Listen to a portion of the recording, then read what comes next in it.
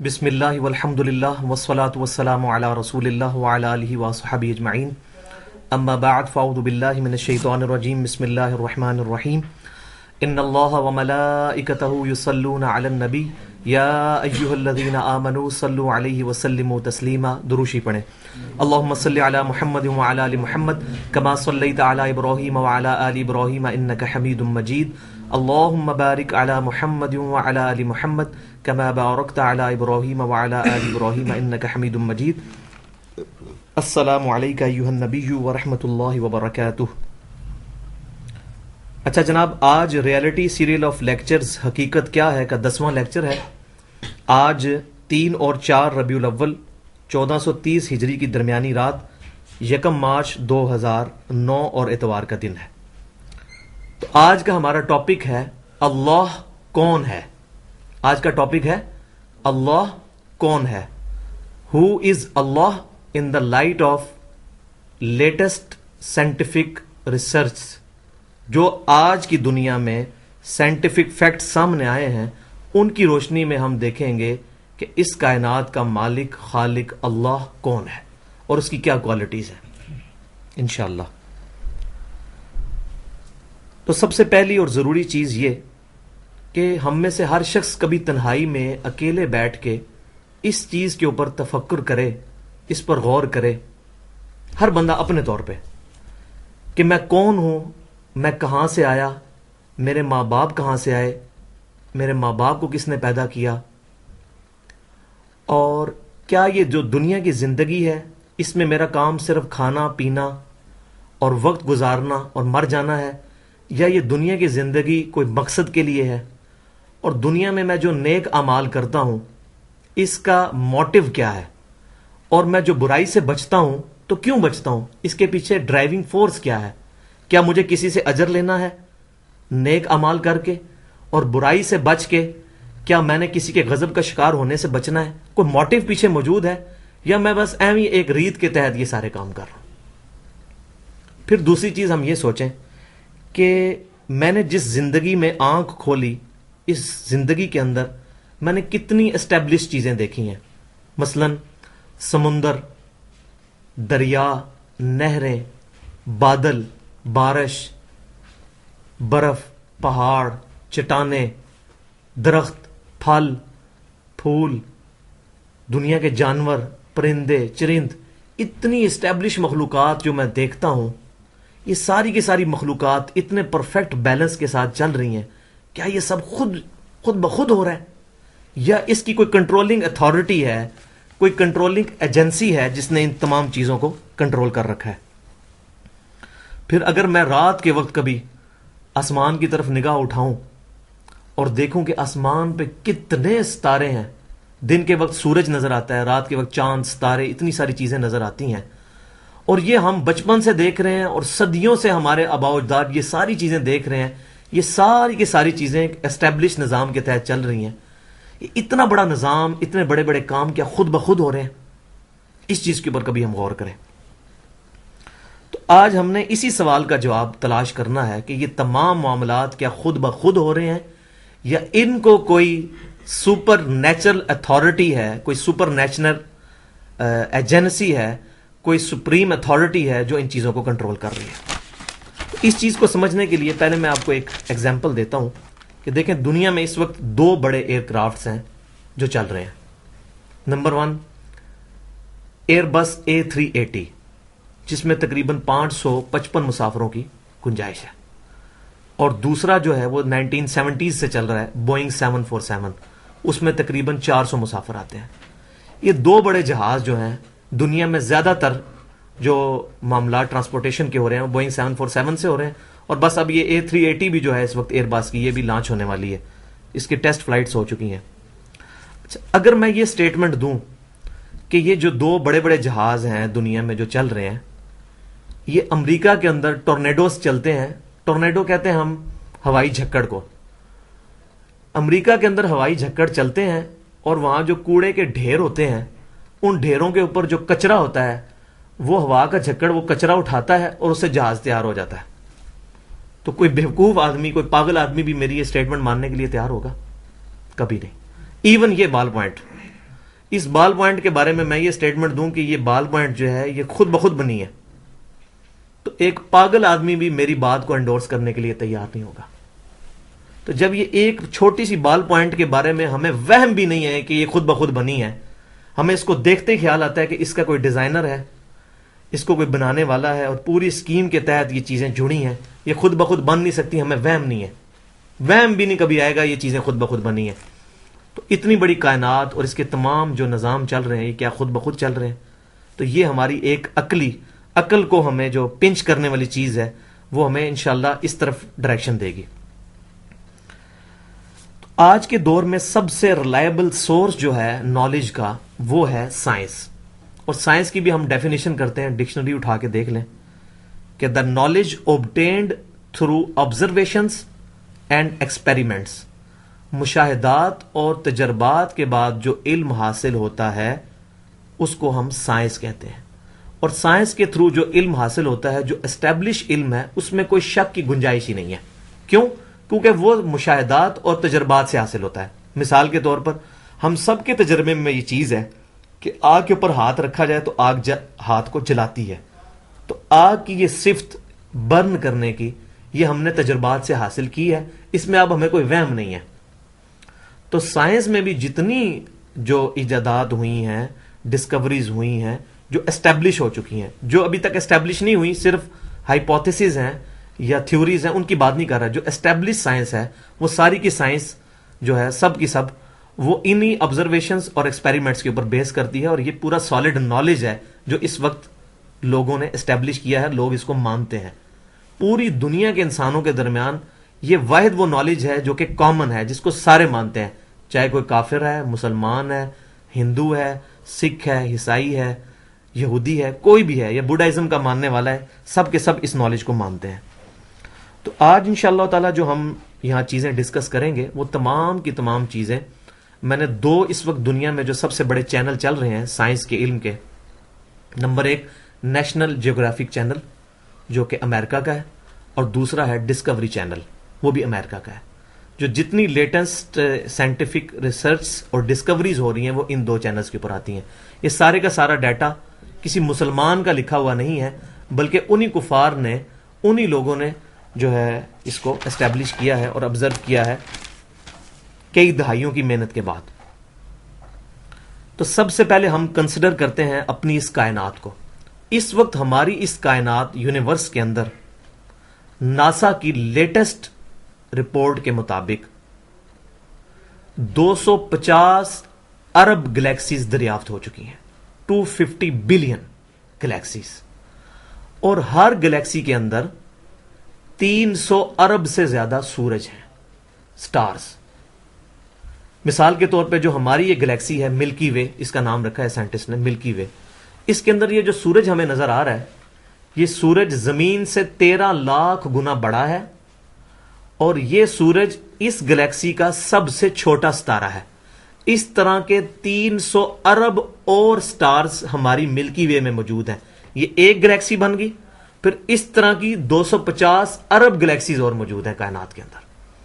اور یہ تمام کی تمام گلیکسیز پچھلے 15 ارب سال سے پوری پرفیکٹ ہارمونی کے ساتھ ہر چیز موشن میں ہے. اور یہ گلیکسیز اپنی ساری موومنٹس کے دوران ایک دوسرے میں سے نکل جاتی ہیں، لیکن کبھی کوئی ستارہ دوسرے ستارے سے نہیں ٹکراتا، اور ہر چیز کائنات کے اندر حرکت کر رہی ہے پورے پرفیکٹ بیلنس کے ساتھ پچھلے 15 بلین ایئر سے. یہ اتنا بڑا کام کیا خود بخود ہو رہا ہے؟ اگر ہم اس کے اوپر سوچنا شروع کریں، یہ اتنا بڑا کام کیا خود بخود ہو سکتا ہے؟ اس کے بعد کائنات کے جو فاصلے ہیں اس کے اوپر تھوڑی سی بحث میں کرتا ہوں. اور اس میں ایک چیز یہ بھی یاد رکھیں کہ سائنٹسٹ نے یہ بھی سٹیٹمنٹ دی ہے کہ دنیا کے جو جتنے ساحل سمندر پہ ریت کے ذرات ہیں ان سے زیادہ ستارے ہیں کائنات کے اندر. کائنات میں جو فاصلے ہیں یہ اتنے بڑے فاصلے ہیں کہ ان کو عام حالت میں کلومیٹرز میں ماپنا یہ کسی کے بس کا کام نہیں. اس لیے کائنات کے جو بڑے فاصلے ہیں ان کو ماپنے کے لیے لائٹ ایئر کی ٹرمنالوجی یوز ہوتی ہے، نوری سال. تو ایک لائٹ ایئر یہ ہوتا ہے کہ 1 سال تک روشنی سفر کرتی رہے تو وہ جتنا فاصلہ طے کرے گی اس کو کہتے ہیں ایک نوری سال. اور روشنی کوئی گھوڑے کی یا جہاز کی رفتار سے نہیں چلتی. روشنی کی رفتار ہے 1,86,000 میل فی سیکنڈ. ایک سیکنڈ میں 1,86,000 میل یعنی زمین کے 7 چکر لگا سکتی ہے پوری زمین کے روشنی ایک سیکنڈ میں. 3,00,000 کلومیٹر بنتا ہے ایک سیکنڈ میں روشنی کی رفتار. تو یہ روشنی جو ہے ایک سال تک سفر کرتی رہے تو جتنا فاصلہ طے کرے گی, آپ ذرا دیکھیں کتنا فاصلہ ہوگا. 9.5 کھرب کلومیٹر, 9.5 ٹریلین کلومیٹر بنتا ہے ایک سال, ایک نوری سال کا فاصلہ. اور 1 ٹریلین جو ہے 1000 ارب کے برابر ہوتا ہے. تو 9.5 ٹریلین کلومیٹر یہ ہے ایک نوری سال. اب زمین کے جو سب سے قریب گلیکسی دریافت ہوئی ہے وہ 20 لاکھ نوری سال کے فاصلے پہ, 2 بلین لائٹ ایئرس. 20 لاکھ سال تک روشنی سفر کرتی رہے تو پہلی گلیکسی تک پہنچے گی, اور اس طرح کی 250 ارب گلیکسیز کائنات میں اور موجود ہیں. یہ اتنا بڑا جو سسٹم کریٹ ہے, کیا یہ خود بخود چل رہا ہے یا اس کی کوئی کنٹرولنگ اتھارٹی دنیا کے اندر موجود ہے؟ اس چیز کے اوپر ہم نے ایمفسائز کرنا ہے. پھر ہم اپنی کہکشاں پر غور کریں. ہماری جو ملکی وے ہے اس میں جو سورج ہمیں نظر آ رہا ہے, یہ پورے جو ہماری زمین اور اس کے ساتھ باقی جو پلینٹس ہیں اسی سورج کے گرد گھومتے ہیں. اس کو ہم کہتے ہیں سولر سسٹم. تو ہمارا یہ جو سورج ہے یہ زمین سے 13 لاکھ گنا بڑا ہے, اور اس سورج کے اندر ہر سیکنڈ میں 50 کروڑ اٹامک بم کے برابر انرجی ریلیز ہو رہی ہے. ہر سیکنڈ میں 50 کروڑ اٹامک بم کے برابر. تھوڑی اماؤنٹ ہے ہیٹ کی. اچھا, اس کے بعد یہ سورج پورے نظام شمسی کو لے کر پچھلے 15 ارب سال سے ایک سٹار ہے ویگا, اس کی طرف سفر کر رہا ہے. گھوڑے کی رفتار سے نہیں, جہاز کی رفتار سے نہیں, 200 کلومیٹر فی سیکنڈ.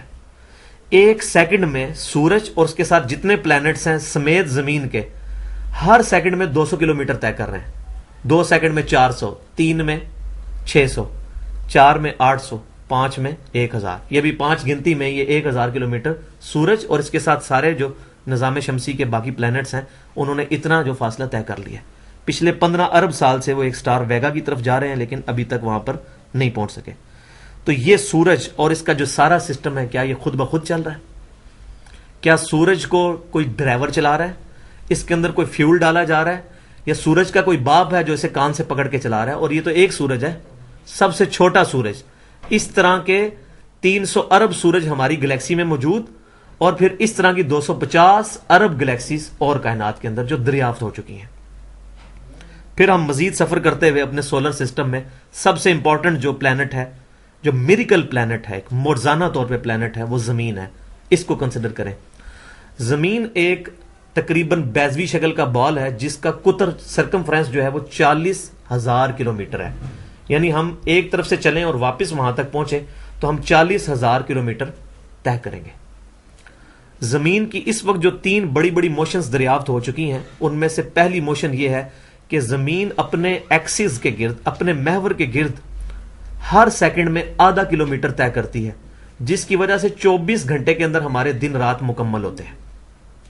ہر سیکنڈ میں کتنا؟ ½ کلومیٹر. یہ ایک موشن ہے. دوسری موشن اس کی ہے جو سورج کے گرد کرتی ہے, اور وہ موشن ہے ہر سیکنڈ کے اندر 30 کلومیٹر. ایک سیکنڈ میں 30 کلومیٹر. کیا ہمیں یہاں بیٹھے ہوئے پتا چل رہا ہے کہ ہماری زمین اتنی تیز رفتاری سے چل رہی ہے؟ اس 30 کلومیٹر کی وجہ سے 365 دنوں میں ہمارا سال مکمل ہوتا ہے. اور تیسری جو بڑی موشن ہے وہ جو میں پہلے بتا چکا کہ پورا نظام شمسی سورج سمیت سارے کے سارے پلینٹس پچھلے 15 ارب سال سے 200 کلومیٹر فی سیکنڈ کی رفتار سے ایک سٹار ہے ویگا, اس کی طرف ٹریول کر رہے ہیں, اس تک نہیں پہنچ سکے. تو یہ 3 بڑی موشنز اتنی بڑی بڑی موشنز ہیں جو پوری پرفیکٹ ہارمونی کے ساتھ چل رہی ہیں. اور یہ جو زمین کی بڑی بڑی موشنز ہیں, ان موشنز کے باوجود زمین پر رہنے والے کسی چرند پرند انسان جانور کو کبھی فیل بھی نہیں ہوتا کہ وہ اتنے خطرناک قسم کے جہاز پر سوار ہے کہ جو ہر سیکنڈ میں ½ کلومیٹر گھوم رہا ہے, اور ہر سیکنڈ کے اندر ساتھ ساتھ سورج کے گرد وہ 30 کلومیٹر فی سیکنڈ کی رفتار سے چل رہا ہے. یہ 30 کلومیٹر فی سیکنڈ جو ہے 60 times the velocity of bullet بنتا ہے. گولی کی رفتار سے 60 گنا زیادہ رفتار سے زمین جو ہے یہ سورج کے گرد گھوم رہی ہے, اور 200 کلومیٹر فی سیکنڈ پورا نظام شمسی جو ہے وہ چل رہا ہے. تو یہ اتنی زبردست گریویٹیشنل فورس ہے اس کائنات کے اندر, جس کی وجہ سے ہمیں زمین پہ رہتے ہوئے ان چیزوں کا احساس نہیں ہوتا. تو یہ اتنے بڑے بڑے کام کیا خود بخود ہو رہے ہیں؟ کیا زمین و آسمان کی ساری مخلوقات مل کے اس سارے سسٹم کو چلا سکتی ہیں؟ تو جو کام ساری کی ساری مخلوقات مل کے نہیں کر سکتی, وہ خود کیسے ہو سکتا ہے؟ پھر زمین پر موجود جو مخلوقات ہیں ان کو کنسیڈر کریں. اس وقت زمین کے اوپر 20 لاکھ سے زیادہ مخلوقات دریافت ہو چکی ہیں. مور دین 2 ملین. انسان ایک مخلوق, گھوڑا دوسری مخلوق, گدھا تیسری مخلوق, بندر چوتھی مخلوق, شیر پانچویں مخلوق, ہاتھی چھٹی مخلوق. اس طرح اگر گنتی کریں تو 20 لاکھ مخلوقات. یہ مخلوقات کی تعداد نہیں ہے. آگے انسان ہی صرف دیکھ لیں 6 ارب سے زیادہ انسان دنیا پہ آباد ہیں. یہ اس طرح گننا شروع کریں تو یہ صرف ان کی سپیشیز بنتی ہیں, اور انسانوں کی تعداد 6 ارب کے قریب. اور پھر اگر آپ انسیکٹس کو کنسیڈر کریں, حشرات الارض جو ہیں یہ کیڑے مکوڑے, اس وقت دنیا کے اندر اتنے کیڑے مکوڑے موجود ہیں کہ اگر دنیا پہ بسنے والے ہر انسان کو 200 ملین الاٹ کر دیے جائیں انسیکٹس, تو 6 ارب انسانوں میں بانٹے جا سکتے ہیں. 200 ملین 20 کروڑ بنتا ہے. ہر انسان کے حصے 20 کروڑ کیڑے مکوڑے آ جائیں تو 6 ارب انسانوں میں بانٹے جا سکتے ہیں. یہ ساری کی ساری چیزیں جو ہیں کیا یہ خود بخود چل رہی ہیں؟ اس وقت اس روئے زمین پر 1 اسکوائر انچ بھی ایسا نہیں جہاں پر کوئی زندہ مخلوق نہ ہو. ایون آپ کی یہ جو جلد ہے, اس جلد کو جب خوردبین کے ذریعے دیکھا گیا تو جلد کے اوپر بھی نہ نظر آنے والے بیکٹیریاز موجود ہیں جو ہماری اس جلد سے خوراک حاصل کرتے ہیں. عام انسان کے معدے میں تقریباً 60,000 سے 1 لاکھ تک بیکٹیریا موجود ہیں جو کہ اس کا کھانا ہضم کرتے ہیں. ایک دہی کے کپ کے اندر اتنے بیکٹیریا موجود ہیں جتنی روئے زمین پر انسانوں کی تعداد ہے. 6 ارب بیکٹیریا ایک دہی کے کپ کے اندر موجود ہے. یہ ساری کی ساری مخلوقات, ان کا رزق کیسے پورا ہو رہا ہے؟ پھر مخلوقات کا جو رزق ہے وہ کمپیٹیبل ہے. آپ اگر شیر کے سامنے گھاس ڈال دیں کتنی خوبصورت, کبھی نہیں کھائے گا. جیسے ڈیزل انجن میں پیٹرول آپ ڈال دیں تو نہیں چلتی. بکری کے سامنے کتنا ہی خوبصورت گوشت ڈال دیا جائے, بکری اس پہ کبھی دیکھے گی بھی نہیں اس کی طرف. ہاں, بکری کے لیے جو گھاس بنی ہے وہ اس کے ساتھ کمپیٹیبل ہے, وہ کھاتی ہے, اس کو ہضم ہوتی ہے. شیر کے ساتھ گوشت کمپیٹیبل ہے, وہ اس کو کھاتا ہے, وہ ہضم ہوتا ہے. یہ اتنا پرفیکٹ نظام جو ہے یہ کیا خود بخود چل رہا ہے؟ پھر دنیا کے اندر جو درخت ہیں ان کی تعداد ہی آپ چھوڑ دیں وہ تو ٹریلینز میں ہے, اور ہر درخت کے اوپر جو پتے ہیں وہ پھر کئی ٹریلینز کی تعداد کے اندر ہیں. یہ انبلیویبل ڈیٹا ہے, اس کو اگر گننا شروع کرے تو انسان گن نہیں سکتا. یہ سارے کا سارا نظام کیا خود بخود چل رہا ہے؟ پھر مخلوقات کی افزائش نسل جو ہے, ریپروڈکشن, اس کے اوپر کبھی غور کریں کہ ریپروڈکشن کے مخلوقات کے کئی طریقے ہیں, جن میں سے چند ایک طریقوں میں سے ایک ڈومیننٹ طریقہ ہے انڈا. جو پرندے وغیرہ ہیں ان کی جو افزائش نسل ہے, ریپروڈکشن جو ہے وہ انڈے کے تھرو ہوتی ہے. اب ایک انڈے کے اوپر غور کریں کہ ایک انڈے کو توڑا جائے اگر, اس کے اندر سے لیسدار مادہ نکلتا ہے. انسان سوچتا ہے, پاگل ہو جاتا ہے کہ انڈے کے اندر کوئی ایسی چیز موجود ہی نہیں ہے کہ جس سے اتنا خوبصورت رنگین چوزا باہر آ جائے. اور کئی پرندے تو کئی کئی کلرز کے ہوتے ہیں, بندہ پاگل ہو جاتا ہے. اس لیسدار مادے میں کوئی ایسی چیز نہیں ہے جس سے چونچ جیسی سخت چیز بن جائے, پروں جیسی خوبصورت ایروفائل سٹرکچر والی چیز بن جائے. پھر آنکھیں بنے, نہ صرف آنکھیں, آنکھوں کے پیچھے شیشہ اور اس کے پیچھے بنائی بھی بن جائے. اس لیس کے اندر تو کوئی چیز موجود نہیں ہے کہ شیشہ بن جائے. یہ اتنے بڑے بڑے کام جو ہو رہے ہیں انڈے سے, یہ کیا خود بخود ہو رہے ہیں؟ زمین و آسمان کی ساری مخلوقات مل کے ایک انڈا نہیں بنا سکتی, ایک انڈا. اور دنیا میں روزانہ ٹریلینز آف ایگز میں سے بچے نکل رہے ہیں, چوزے نکل رہے ہیں, اس کے علاوہ چیونٹیاں نکل رہی ہیں, چھوٹے مچھر نکل رہے ہیں. آپ صرف ایک ڈریگن فلائی کے اوپر غور کریں, جس کو ہم ہیلی کاپٹر کہتے ہیں اپنی پنجابی کی لینگویج کے اندر. ڈریگن فلائی جو 2 پروں والا ہوتا ہے, بڑی تیزی سے پر لاتا ہے. ڈریگن فلائی جو ہے یہ مکھی بھی انڈے میں سے نکل رہی ہے. اس کی ایک آنکھ کے اندر 25,000 ٹائنیز مائکرو آئیز ہوتی ہیں ایک ڈھیلے کے اندر. 50,000 آنکھیں ہیں اس کی, چھوٹی چھوٹی آنکھیں. یار یہ انڈے میں سے اتنی مشکل چیز بن سکتی ہے؟ زمین و آسمان کی ساری مخلوقات مل کے ایک ڈریگن فلائی نہیں بنا سکتی، تو جو کام زمین و آسمان کی ساری مخلوقات مل کے نہیں کر سکتی وہ خود بخود کیسے ہو سکتا ہے؟ اس کے اوپر غور کریں کہ جو کام کرنے سے نہیں ہو رہا، سارے مل کے اپنی ایفرٹ پٹ کر دیں، وہ کام نہیں کر سکتے، وہ خود بخود کیسے ہو سکتا ہے؟ اس کا جواب صرف یہ ہے کہ کوئی ایسی کنٹرولنگ اتھارٹی ہے، کوئی ایسی سپریم ایجنسی ہے، کوئی ایسی سپریم بینگ ہے جس نے ان تمام چیزوں کو کنٹرول کیا ہوا ہے۔ اس کے بعد ایک بیج کے اوپر آپ غور کریں، ایک بالکل بے قدر بیج جو دیکھنے میں معمولی سی چیز ہے، ہم اس کو زمین میں بوتے ہیں، وہ اپنے سائز سے 6 سے لے کے 10 ارب گنا بڑا ہو جاتا ہے، اور اتنا بڑا درخت، دنیا میں کئی درخت ہیں جو 100 فٹ تک اونچے ہیں، وہ درخت بنتا ہے اس ایک بیج میں سے۔ ایک بیج کے اندر اتنا ڈیٹا موجود ہے، جتنی آج تک تاریخ انسان میں کتابیں لکھی گئی ہیں اس سے زیادہ ڈیٹا ایک بیج کے اندر موجود ہے۔ دنیا کی کوئی ہارڈ ڈسک اتنا ڈیٹا سٹور نہیں کر سکتی جو ایک بیج کے اندر موجود ہے۔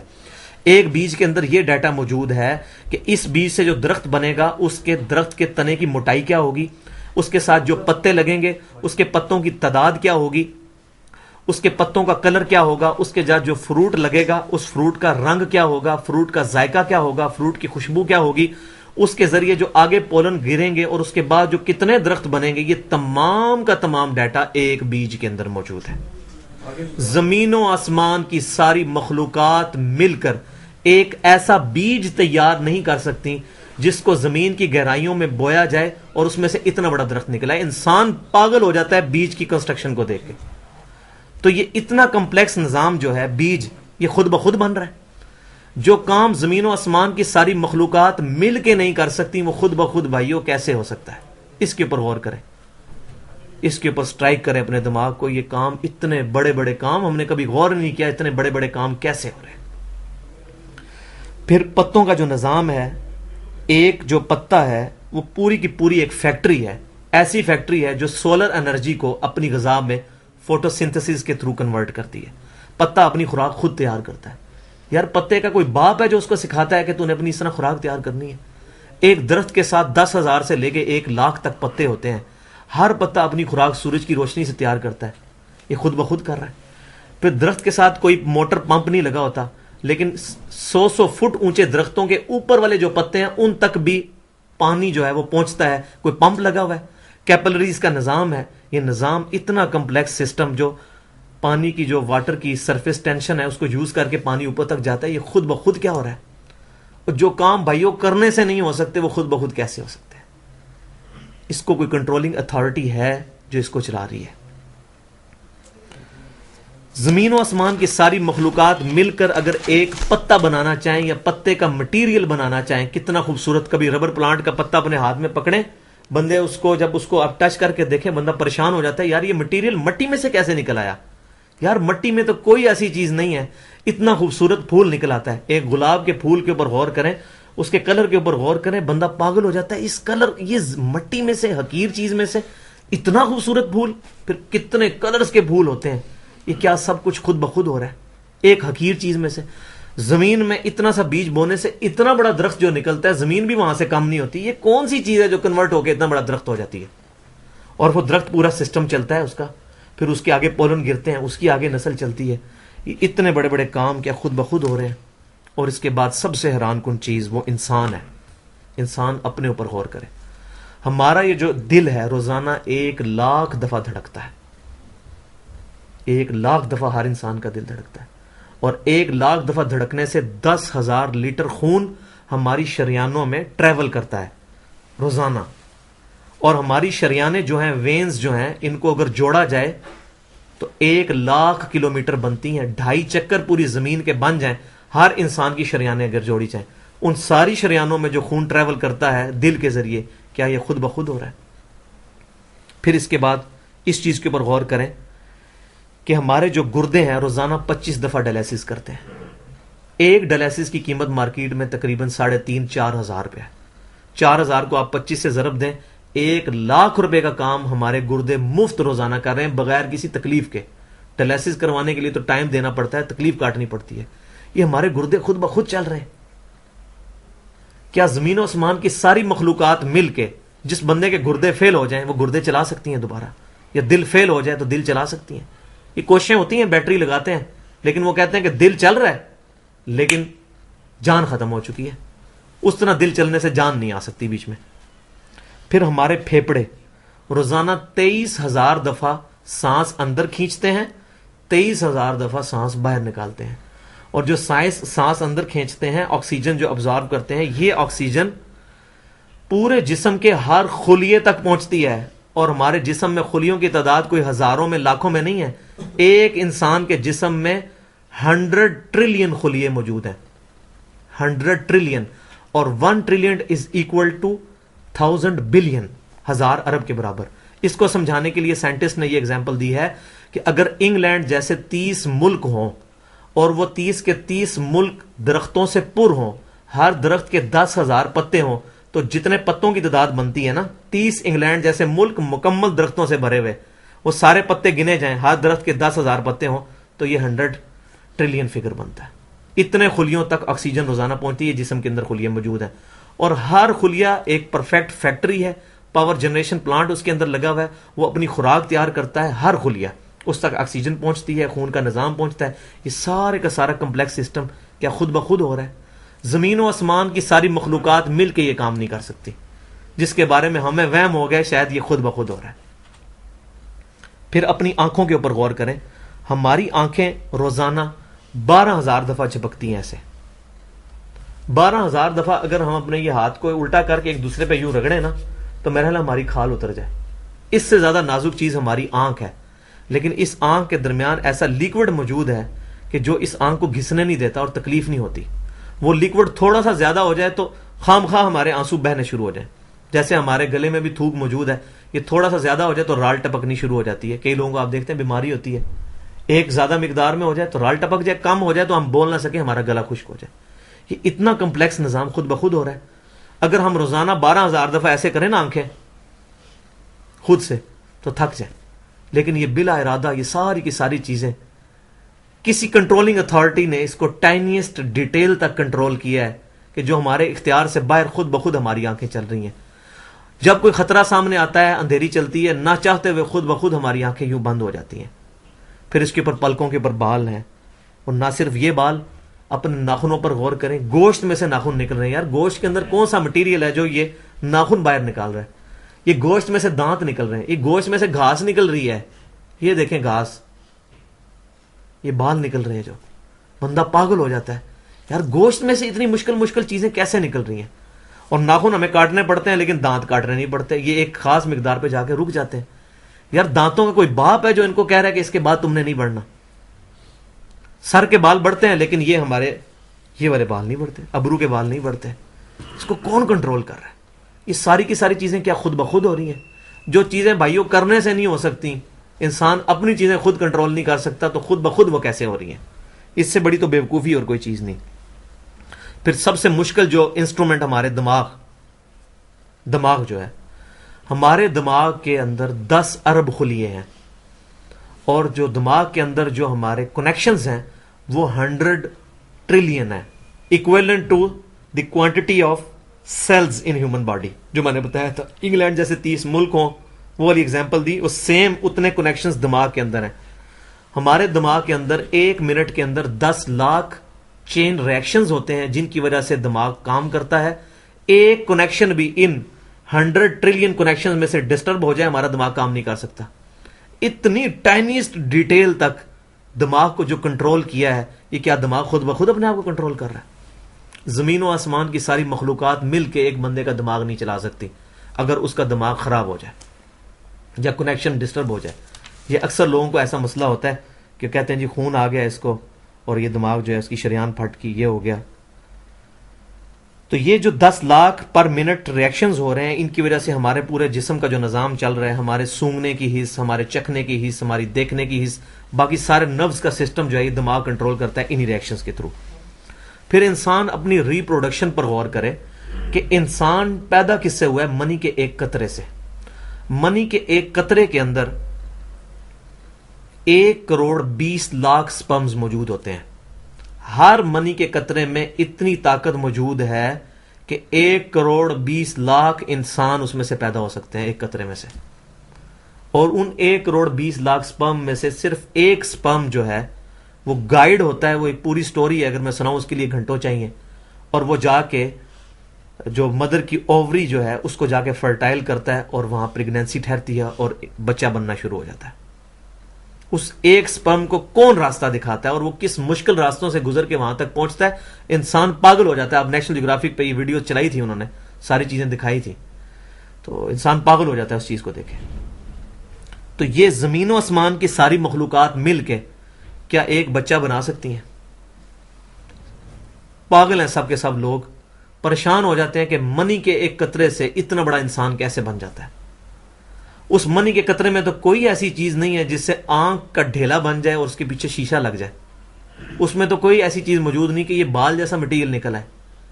پھر وہ ساری کی ساری چیزیں اتنی پرفیکٹ ہارمنی میں بن کے باہر آتی ہیں پورے سسٹم کے تحت. یہ کیسے ہو رہا ہے؟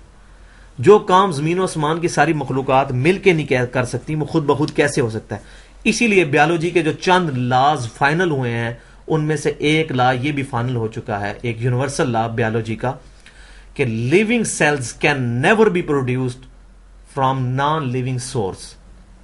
زندہ جو خلیے ہیں، زندہ چیز کبھی بھی مردہ چیز سے نہیں بنائی جا سکتی. زندہ چیز سے ہی بنے گی. زندگی میں سے ہی زندگی بن سکتی ہے. اب خون، دنیا کے سارے کیمیکلز جوڑ لیے جائیں، خون نہیں بن سکتا. زندہ بندے کا خون ہی اس دوسرے بندے کو لگتا ہے. کیوں؟ کہ لیونگ سیلز ہیں. تو یہ بایولوجی کا لا جو ہے یہ فائنل ہو چکا ہے. تو اب تک جتنی میں نے ڈسکشن کی، یہ وہ تمام ڈسکشنز ہیں جو عام انسان، اس میں سے میجورٹی چیزیں ایسی ہیں کہ جو عام انسان، چاہے آج کا انسان ہے چاہے 1000 سال پہلے کا انسان ہے، وہ ان ساری چیزوں کو آبزرو کر کے ایک سپر کنٹرولنگ اتھارٹی تک پہنچ سکتا ہے. اور وہ اتھارٹی ہے اللہ، جو اس کائنات کا اکیلا مالک ہے، اکیلا خالق ہے، جس نے اپنی شناخت کے لیے انبیاء کرام علیہ السلام کا سلسلہ شروع فرمایا، اور انبیاء کرام علیہ السلام کی برکت سے لوگوں تک یہ شناخت پہنچی. اگر انبیاء کرام نہ بھی آتے تب بھی اس کائنات کے اندر اتنی سائنس موجود تھیں کہ انسان خود اللہ تعالیٰ تک پہنچ سکتا تھا. لیکن ایسے ہوا نہیں ہے. انسان اپنی خواہشات نفس کا شکار ہو کر کسی نے بتوں کو اپنا خدا بنا لیا، کسی نے درختوں کو اپنا خدا بنا لیا. پھر اللہ تعالیٰ نے انسانیت کی ہدایت کے لیے آخری حجت کے طور پر انبیاء کرام علیہ السلام کا سلسلہ ہر جگہ پر شروع فرمایا. اور الحمدللہ جن لوگوں نے نبیوں کا دامن پکڑا وہ لوگ ہدایت کے راستے تک پہنچے. اسی وجہ سے آپ دیکھیں کہ جن جن امتوں میں انبیاء آئے ہیں وہاں اللہ کا کنسیپٹ ایگزسٹ کرتا ہے. کرسچینٹی کو آپ دیکھ لیں، جوڈائزم کو آپ دیکھ لیں، یہودیت کو دیکھ لیں، عیسائیت کو دیکھ لیں، یہاں اللہ کا کنسیپٹ موجود ہے. چاہے وہ ایک ٹیمپرڈ فارم میں ہے، ایک بگڑی ہوئی شکل میں ہے، لیکن وہ اس چیز کو مانتے ہیں. آپ دیکھیں ڈالر کے اوپر بھی لکھا ہوتا ہے ان گاڈ وی ٹرسٹ، اللہ میں ہم بلیو کرتے ہیں. لیکن اب گفتگو کا سب سے امپورٹنٹ پورشن آ رہا ہے، وہ یہ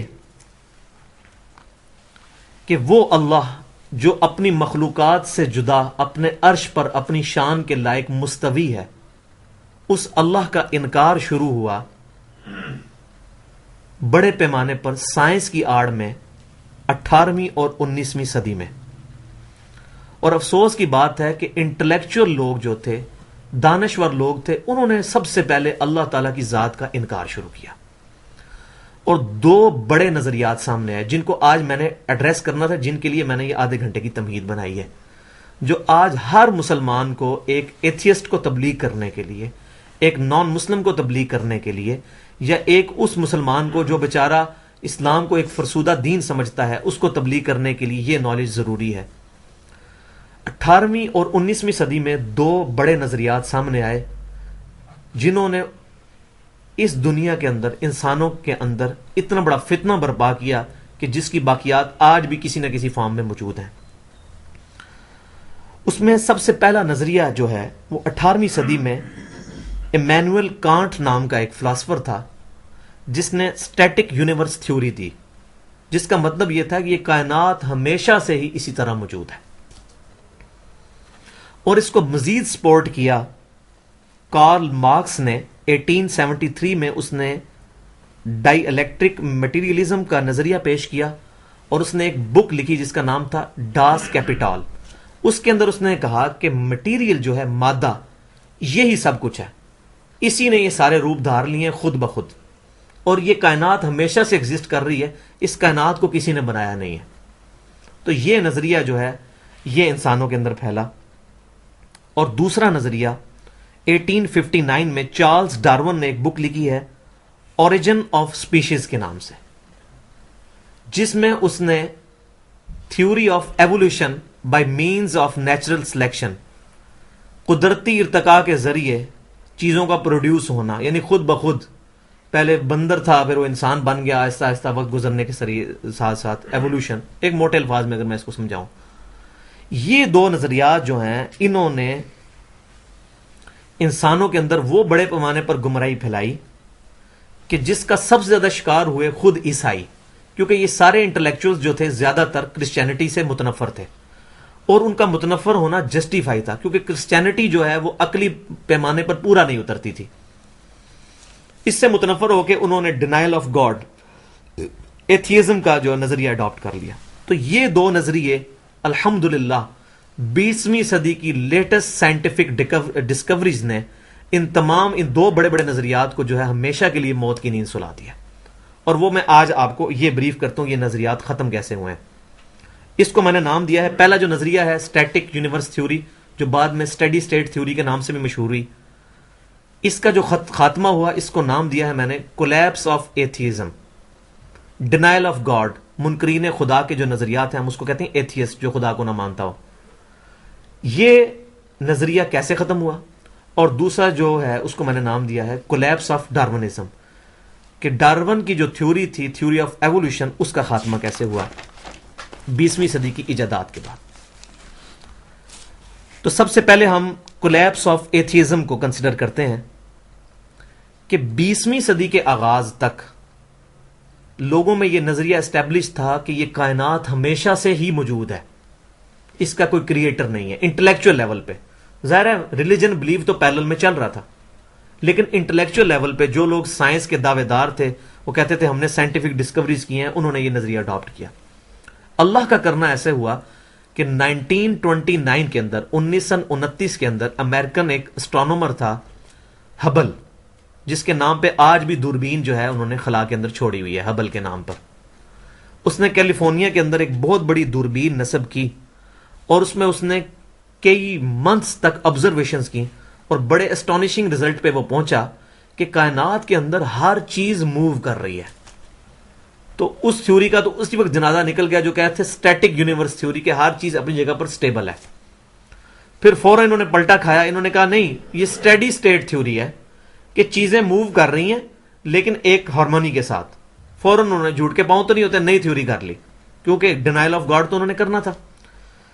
دوسری چیز اس نے ہبل نے یہ آبزرو کی کہ کائنات میں ہر چیز چل رہی ہے، اور ہر چیز جو ہے وہ ایک دوسرے سے دور جا رہی ہے، کیونکہ فزکس کا لا ہے کہ پوائنٹ آف آبزرویشن جو ہوتا ہے، جہاں سے آپ کسی لائٹ سورس کو دیکھ رہے ہوتے ہیں، اگر اس کا اسپیکٹرم جو ہے وہ ڈرا کیا جائے اور وہ ریڈ کی طرف شفٹ ہونا شروع ہو جائے، تو اس کا مطلب ہوتا ہے کہ وہ چیز آپ سے دور جا رہی ہے۔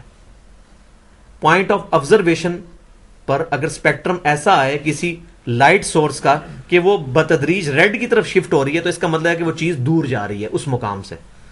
تو حیران ہوا کہ کائنات میں ہر چیز ایک دوسرے سے دور جا رہی ہے، یعنی کائنات مسلسل پھیل رہی ہے۔ تو اس سے پھر اس نے یہ رزلٹ نکالا کہ اگر یہ کائنات پھیل رہی ہے تو اگر ہم ٹائم کو ریورس کرنا شروع کریں تو کیا کوئی ایسا پوائنٹ بھی آئے گا کہ جہاں سے شروع ہی ہو کہیں سے؟ ظاہر ہے کہ جیسے اب کوئی ہاتھ میں بہت سارے کنکریاں لوں اور اس کو یوں پھینکوں تو یہ پھیلیں، تو ظاہر ایک سنگل پوائنٹ سے سٹارٹ ہوں گی۔ تو پھر سائنٹسٹ نے اس کو نام دیا کہ یہ تمام کائنات ایک سنگل پوائنٹ سے سٹارٹ ہوئی، جس کا والیوم تو زیرو تھا لیکن اس کی ڈینسٹی انفینٹ تھی۔ والیوم زیرو کا مطلب ہے کہ نتھنگ سے سب کچھ بنا، اور ایک دھماکہ ہوا اور اتنی بڑی کائنات جو ہے یہ وجود میں آ گئی۔ اس کو انہوں نے نام دیا بگ بینگ تھیوری کا، بڑا دھماکہ۔ لیکن یہ ابھی تک تھیوری تھی، اس کے اگینسٹ، اسٹیڈی اسٹیٹ تھیوری کے اگینسٹ، ابھی تک یہ اسٹیبلش نہیں ہوئی، فیکٹ نہیں بنا۔ اللہ کا کرنا کیا ہوا کہ اسی دوران پیرلل میں آئنسٹائن نے میتھمیٹیکل کیلکولیشنز کے ذریعے یہ رزلٹ نکال لیا تھا کہ کائنات میں ہر چیز موو کر رہی ہے، لیکن چونکہ اس کا اٹھنا بیٹھنا انہی ایتھیسٹ لوگوں کے ساتھ تھا، اس نے اپنی یہ چیز چھپا کے رکھی۔ جب ہبل نے فزیکلی آبزرویشن سے چیز دیکھ لی تو آئنسٹائن نے پھر آن ریکارڈ ویڈیو کے اوپر یہ چیز کی کہ it is the biggest blunder of my life, میری زندگی کا سب سے بڑا بلنڈر یہ ہے کہ میں نے یہ حقیقت آج سے کئی سال پہلے معلوم کر لی تھی میتھمیٹیکلی، لیکن میں نے ان منکرین خدا کا ریگارڈ کرتے ہوئے ان چیزوں کو بیان نہیں کیا تھا، اور اس نے مان لیا کہ میری میتھمیٹیکلی کیلکولیشن بھی یہی بتا رہی ہیں کہ کائنات میں ہر چیز ایک دوسرے سے دور جا رہی ہے اور موومنٹ میں ہے۔ پھر جناب 1948 کے اندر ایک سائنٹسٹ آیا جارج گیموف، اس نے یہ کہا کہ اگر کائنات ایک دھماکے سے پروڈیوس ہوئی ہے تو اس دھماکے کی کوئی ریڈیشنز جو ہیں، کوئی باقیات اس کائنات کے اندر ایونلی ڈسٹریبیوٹڈ موجود ہونے چاہیے۔ جیسے کہیں دھماکہ ہوتا ہے تو فضا میں وہ گرد و غبار پھیلتا ہے، تو اس طرح کی ریڈیشنز دھماکے کی کائنات میں موجود ہونی چاہیے۔ 1965 کے اندر دو سائنٹسٹ تھے جو کہ خود مٹیریلزم کے اوپر بیس کرنے والے تھے، ان کی کبھی خواہش نہیں تھی کہ یہ چیزیں ہوتی۔ ایک کا نام تھا پینزیاز اور دوسرا تھا رابرٹ ولسن۔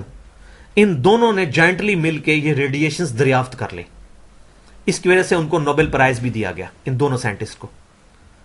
پھر مزید اس کی کنفرمیشن کے لیے 1989 کے اندر امریکہ نے ایک اسپیس شٹل لانچ کی جس کا مشن یہ تھا، پرائمری مشن، کہ وہ کوبی کو دریافت کرے گا۔ کوبی کیا ہے؟ کاسمک بیک گراؤنڈ ریڈیشن یا امیشنز۔ 8 منٹ کے اندر اسپیس شٹل نے فوراً رزلٹ دیا کہ کائنات کے اندر ایونلی ڈسٹریبیوٹڈ اس ریڈیشن کے اثرات موجود ہیں جو کہ اس بگ بینگ کی طرف نشاندہی کرتے ہیں۔ اب اس کے بعد یہ تھیوری جو ہے فیکٹ بن گئی، فیکٹ آف بگ بینگ، اور سائنسی حلقوں نے یہ یونینیمسلی ایگریڈ کر لیا کہ بگ بینگ تھیوری جو ہے یہ تھیوری نہیں ہے، یہ فیکٹ ہے۔ اور پھر اس وقت وہ بندہ زندہ ہے، بہت بڑا ماہر طبیعیات ہے، فزکس کے اندر اتھارٹی مانا جاتا ہے انگلینڈ کے اندر، اسٹیفن ہاکنگ۔ اس بندے نے سٹیٹمنٹ دی کہ بگ بینگ تھیوری جو ہے اس کا اسٹیبلش ہونا اور ہبل کی جو یہ ڈسکوری تھی، یہ ڈسکوری آف دس سینچری ہے، بلکہ اس نے کہا کہ میرے نزدیک انسانیت کی تاریخ میں سب سے بڑی ڈسکوری جو ہے وہ یہ ہے، بگ بینگ تھیوری۔ پھر اس نے اس کے اوپر مزید کامنٹس دیے، اس نے ایک بک لکھی ہے a brief history of time, اس کے اندر وہ کامنٹس یہ دیتا ہے کہ یہ جو بگ بینگ ہوا تھا یہ اتنا پریسائزلی کنٹرول تھا یہ دھماکہ کہ اس کا جو فریکشن ان اے بلین ایک ارب کے اربویں حصے کا آگے سے ارب جو ہے، اس کے برابر بھی اگر ایکسپینشن ریٹ، یعنی کہ وہ چیز پھٹنے کا جو ریٹ ہے ایک دوسرے سے دور ہونے کا، ایک ارب کا اربواں حصہ اس کا آگے سے اربواں حصہ، اس میں بھی اگر تھوڑی سی اونچ نیچ ہوتی تو یہ کائنات دوبارہ جو ہے کولیپس کر جاتی، کائنات وجود نہ آتی۔ اتنی ٹائنیس ڈیٹیل تک یہ کنٹرول ہے۔ اس نے لکھا اس کو یوں سمجھیں، یہ بالکل ایسے ہے کہ کوئی شخص اگر ایک پینسل کو اس کی نوک کے اوپر کھڑا کرے گی، 1 ارب سال تک یہ پینسل کھڑی رہے خود بخود، یہ ہو سکتا ہے کبھی نوک کے اوپر؟ اس سے زیادہ بیلنس ریکوائرڈ تھا اس کائنات کو بنانے کے لیے ایک دھماکے سے۔ اس کے معنی بغیر چارہ ہی نہیں ہے، کوئی سپر بینگ ہے، کوئی سپریم بینگ ہے، کوئی سپر نیچرل ایجنسی ہے جس نے اس چیز کو کنٹرول کیا ہے، اس دھماکے کو اتنا کنٹرول کیا ہے۔ کیوں کہ دھماکہ تو ہمیشہ ڈس آرڈر کریٹ کرتا ہے۔ یہاں بیٹھے آرڈر کے ساتھ، دھماکہ ہوگا ہر چیز اپنی جگہ سے ہل جائے گی۔ دھماکے سے تو انٹروپی انکریز ہوتی ہے۔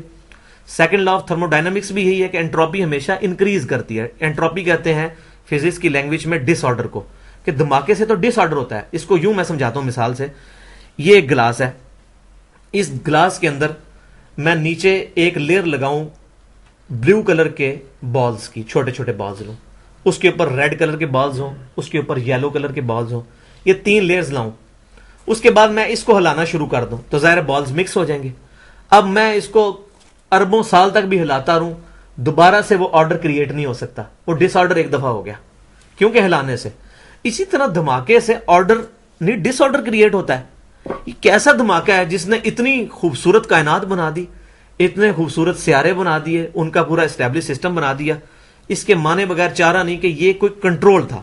ہاں، اس میں جو بال ہوں اگر یہ ریموٹ کنٹرول کے ذریعے کنٹرول کیے جائیں تو اس کو پھر ہم کسی ایک لیئر میں لے کے آ سکتے ہیں۔ تو بالکل اسی طرح اس کائنات کے اندر یہ جو بگ بینگ ہوا یہ پریسائزلی کنٹرول تھا۔ اس کو سائنٹسٹ نے نام دیا کہ وہ ایک سپر بینگ ہے۔ اور اس وقت جو سب سے مشہور رسالہ نکلتا تھا نیوز ویک کے نام سے میگزین، اس میں جو ٹاپ پہ جو فرنٹ پیج پہ ہیڈنگ تھی اس کا نام یہی تھا، سائنس فائنڈز گاڈ، سائنس نے گاڈ کو، اللہ کو دریافت کر لیا بگ بینگ کے اسٹیبلش ہونے کے بعد. تو الحمدللہ اس میں انہوں نے یہ ورڈکٹ دی کہ یہ ایسی سپر نیچرل ایجنسی اس میں انوالو ہے کائنات کو پیدا کرنے میں جو ٹائم اینڈ سپیس سے فری ہے، مخلوقات سے جدا ہے. الحمدللہ ہمارا بھی یہ عقیدہ ہے کہ اللہ تعالیٰ اپنی مخلوقات سے الگ، علم و قدرت سے مخلوقات کے ساتھ ہے، ہماری شہر کے بھی قریب ہے، لیکن ٹائم اینڈ سپیس سے آزاد، اپنے عرش پر اپنی شان کے لائق مستوی ہے. اس کی کیفیت میں ہم نہیں پڑھتے. تو یوں بگ بینگ تھیوری جو ہے اسٹیبلش ہوئی، اور وہ جو نظریہ تھا اسٹیڈی اسٹیٹ تھیوری کا، وہ قیامت تک کے لیے اب دفن ہو گیا 20ویں صدی کی سائنس نے. دوسرا نظریہ ہے ڈارونزم کا، تھیوری آف ایوولوشن، جس کو میں نے نام دیا ہے کولیپس آف ڈارونزم. تو ڈارونزم جو ہے یہ نظریے کے تحت یہ ہے کہ ایک سنگل سیل خود بخود بن گیا، کہیں کیچڑ کے اندر پانی مکس ہوا، کوئی ایسی صورتحال بنی، وہ ایک خلیے سے آگے کے خلیے، اور ایک کمپلیکس سارے جانور بتدریج وقت کے ٹائم کے گزرنے کے ساتھ ساتھ جو ہے وہ قدرتی چناؤ، نیچرل سلیکشن ہوتی رہی، جو چیزیں طاقتور رہی تھیں وہ زندہ رہیں، اور پھر اس طریقے سے. یہ پوری ایک ڈیٹیل ہے، اس میں جانے کی ضرورت نہیں ہے.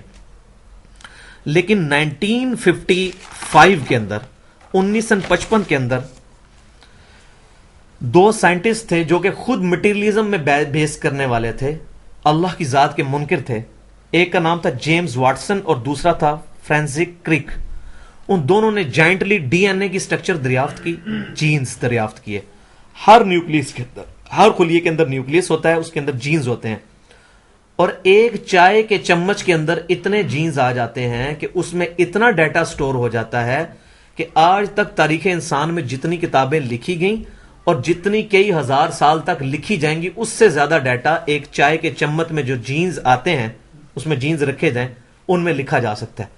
اور وہ جینز اتنے پریسائزلی ان میں ڈیٹا انکوڈ ہوتا ہے کہ ہر انسان کے جینز دوسرے سے مختلف ہوتے ہیں، اور ان جینز کے ڈیٹے کو اگر لکھ لیا جائے تو اس سے پتا چل سکتا ہے کہ یہ جو انسان ہے، اور یہ بھی انہوں نے کیا، کافی حد تک کامیاب بھی ہوئے ہیں، کہ آج سے اگر 700-800 سال پہلے کا کوئی انسان مرا ہوا ہے، اس کے دانت ان کو ملے ہیں، اس کو توڑ کے اس میں سے انہوں نے جینز نکالے، ڈی این اے نکالا، اور اس کی فرینزک انویسٹیگیشن کی. وہ بتا سکتے ہیں کہ اس کے دانتوں کا سائز کیا ہوگا، آنکھ کی شکل کیا ہوگی، آنکھ کا سائز کیا ہوگا، آنکھ کا کلر کیا ہوگا، گردے کا سائز کیا ہوگا. Each and every organ of human body, اس کا مکمل ٹائنیسٹ ڈیٹیل تک ڈیٹا جو ہے، ظاہر ہے اس کو لکھا جائے تو کروڑوں کتابیں چاہیے، وہ تمام جینز کے اندر موجود ہوتا ہے. اسی وجہ سے امریکہ میں پھر ایک تھیوری، ایک موومنٹ سامنے آئی جس نے ٹوٹلی اس چیز کو ریجیکٹ کیا کہ یہ چیز جینز کی جو سٹرکچر ہے، ڈی این اے کی جو سٹرکچر ہے، یہ بائی چانس بن ہی نہیں سکتی. زمین و آسمان کی ساری مخلوقات مل کے جینز نہیں بنا سکتی. اتنا انٹیلیجنٹلی جو ڈیزائن ہے انسان کے جینز اور سارے جانوروں کے، یہ خود بخود بن ہی نہیں سکتے. تو امریکہ کے اندر ایک موومنٹ چلی جس کا نام تھا انٹیلیجنٹ ڈیزائن موومنٹ. وہ تحریک یہ کہہ رہی تھی کہ ہر چیز انٹیلیجنٹلی، ذہانت کے ساتھ ڈیزائن کی گئی ہے، بائی چانس نہیں. یہ بائی چانس کے اگینسٹ انہوں نے ورڈ جو ہے وہ ڈرائیو کیا، انٹیلیجنٹلی، ناٹ بائی چانس. تو اس تھیوری کے اگینسٹ پھر اس جو موومنٹ کے اگینسٹ جو ہے نئی تھیوری جو تھی، تھیوری آف کریشن، وہ اب فیکٹ آف کریشن بن گئی. جس طرح تھا وہ کولیپس آف ایتھیزم ہوا اور بگ بینگ تھیوری جو ہے وہ اسٹیبلش ہوئی، اس طرح کولیپس آف ڈارونزم کے بعد جو تھیوری اسٹیبلش ہوئی وہ تھی فیکٹ آف کریشن، یعنی ہر چیز کریٹ کی گئی ہے. پھر اس میں بڑی امپورٹنٹ چیزیں جو انہوں نے آبزرو کی وہ یہ ہے کہ اس کائنات کے اندر اتنی فائن ٹیوننگز ہیں، صرف ہماری زمین کے اندر فائن ٹیوننگز ملین کی تعداد میں. فائن ٹیوننگ کیا ہے؟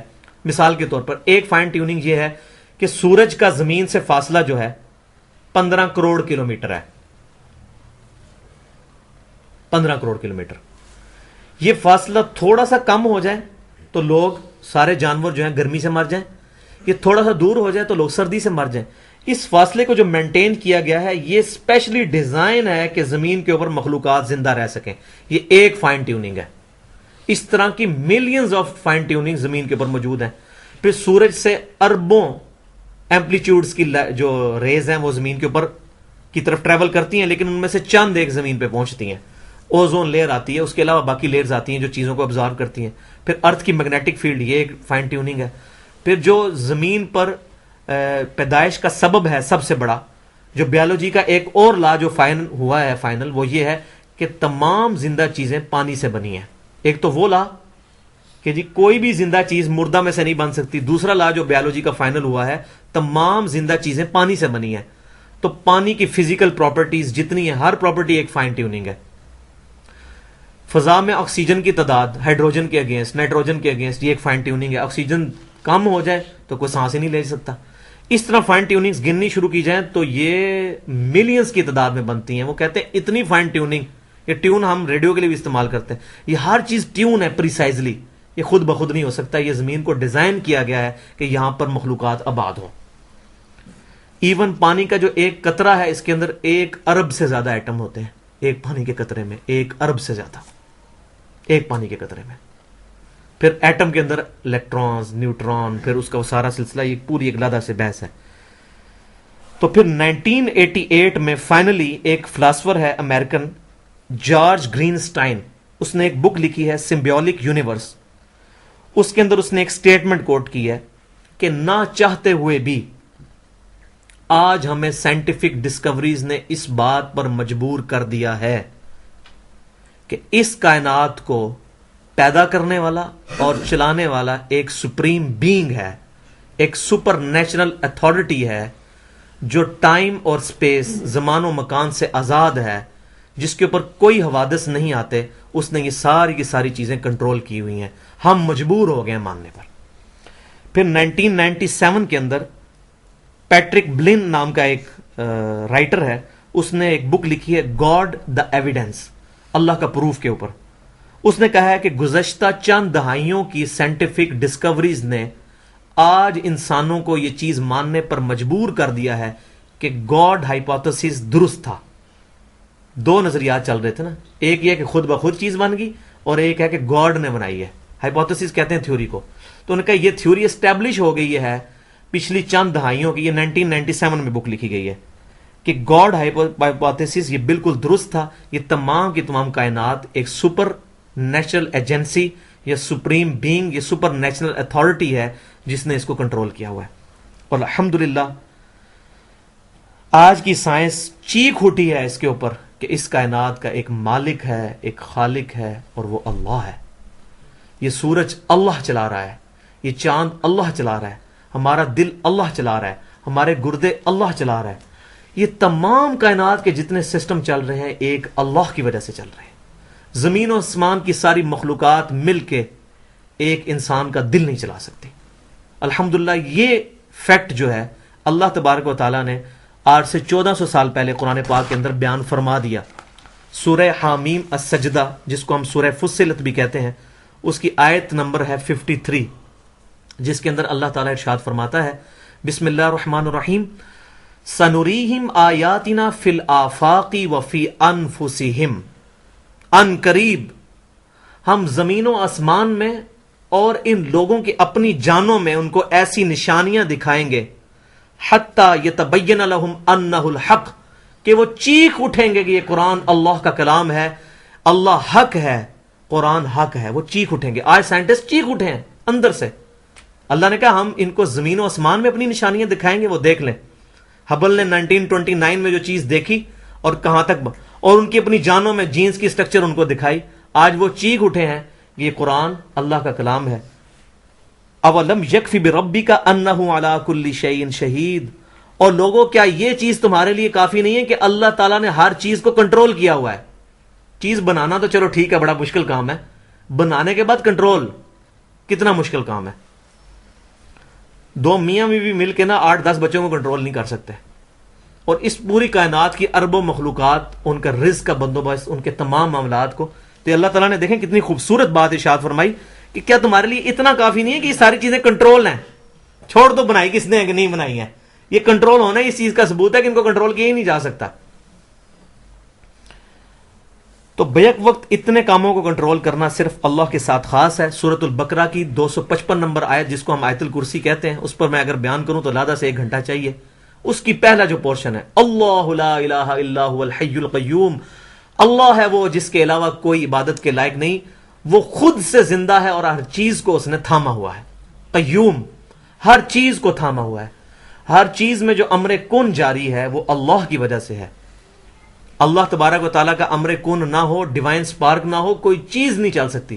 جیسے پنکھے کی بڑی خوبصورت وائنڈنگ ہو لیکن کرنٹ موجود نہ ہو، یہ پنکھا کبھی نہیں چل سکتا. اس طرح زمین و آسمان کی ساری مخلوقات، میں جو آپ کے سامنے بول رہا ہوں، یہ لیپ ٹاپ جو سامنے ریکارڈنگ کر رہا ہے، یہ ہر چیز یہ کچھ نیچرل لاز کے تحت چل رہا ہے. اگر نیچرل لاز نہ موجود ہوں دنیا کے اندر تو کوئی چیز نہیں بن سکتی. اگر ہمارے پاؤں اور زمین کے درمیان ریزسٹنس موجود نہ ہو، ہم زمین پہ چل نہیں سکتے. اگر ہوا کے اندر بوئنسی کی فورس موجود نہ ہو تو جہاز ہوا میں اڑ نہیں سکتے. اگر پانی کے اندر بوئنسی کی فورس موجود نہ ہو تو جہاز پانی میں تیر نہیں سکتے. یہ تمام جو لاز ہیں، اتنے کامل لاز، اللہ ان لاز کا پابند نہیں، لیکن یہ بڑے مضبوط فزیکل لاز ہیں. ان کی وجہ سے تو ہم نے چیزیں ڈیزائن کی ہوئی ہیں، ورنہ جہاز ڈیزائن ہو جاتا اور بعد پتا چلتا کہ ہوا کے اندر اتنی طاقت نہیں کہ جہاز کو اڑا سکے تو نیچے گر جاتا. تو یہ تمام چیزیں فزیکل لاز جو ہیں یہ اللہ تبارک تعالیٰ نے اسٹیبلش کی ہیں. بلکہ سورہ فاطر کی 41 نمبر آیت میں اللہ تعالیٰ فرماتا ہے کہ اللہ ہے جس نے آسمانوں اور زمینوں کو تھام رکھا ہے کہ اپنی جگہ سے ہل نہ جائیں، اور اگر یہ زمین و آسمان اپنی جگہ سے ہل جائیں تو کائنات میں کوئی ایک بھی نہیں جو ان کو اپنی جگہ پر لے کے آئے.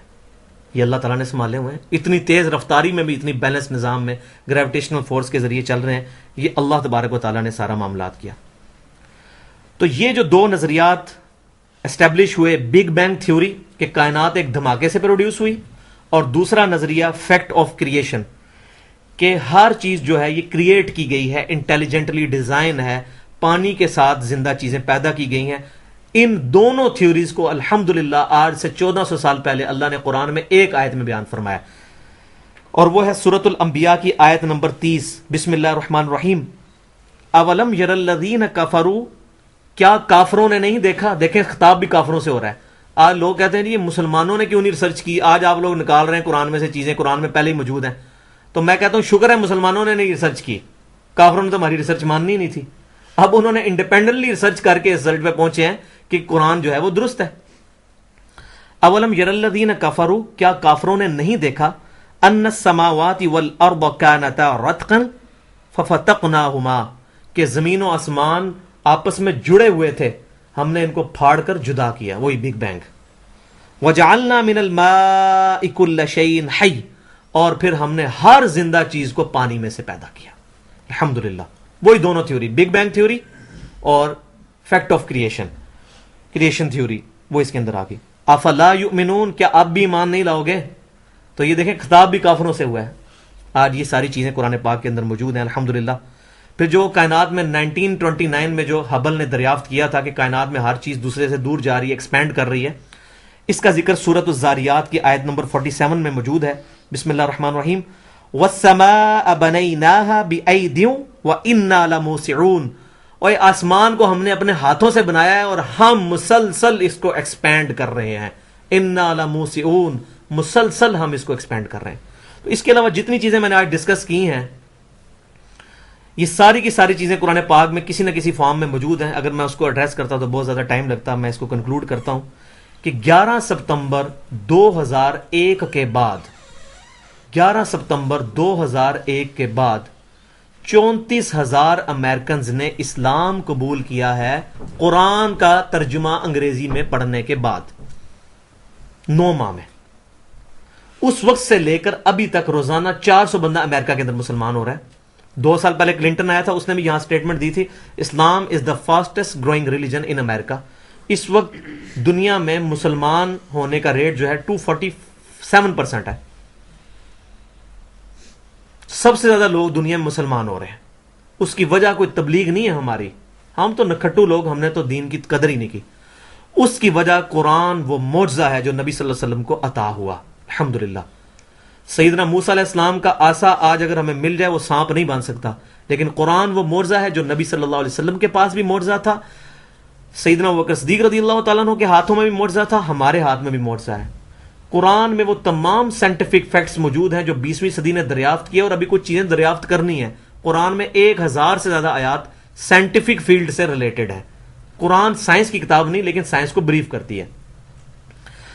تو کیونکہ ہر زمانے کے لوگوں نے اس کو ایکسیپٹ کرنا تھا، تو آج کے زمانے کے لیے سب سے زیادہ جو اپیلنگ چیز ہے وہ سائنٹیفک نالج ہے.